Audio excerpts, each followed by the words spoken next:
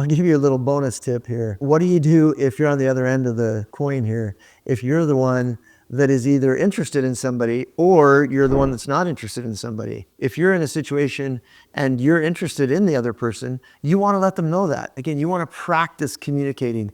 And dating, we talk about this more in other videos, one of the healthy purposes of dating is setting things up right from the get-go to create a healthy relationship.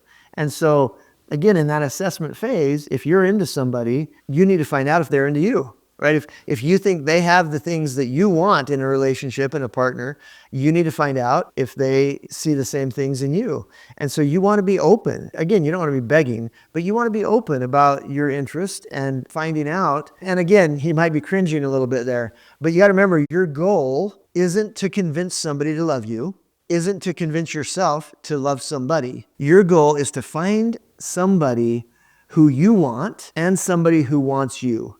You want to find a compatible core connection that you can be super healthy and happy with or in. On the other hand, if you're not interested in somebody, then practice having those difficult, crucial conversations. Be upfront and open with them about how you're feeling and why you're feeling that way. And you're not doing anybody a favor by stringing them along. And most often we do that because we're afraid we're going to hurt their feelings. Well, again, it feels a lot worse to be with somebody that doesn't really want to be with you than to just face the facts that this isn't a relationship that's going to work. And it cannot work for lots and lots of different reasons. So if you've been ghosted, I hope that it's become clear that it was actually a gift, because if he ghosted you, he is not the man that you were looking for. So what I would invite you to do is, if you want to get better at this, I want you to take some action on the first tip that I gave you. There's a link below to take our core assessment. You can find out about your personality and begin to learn what you do uniquely bring to the table. And this will mark the beginning of your journey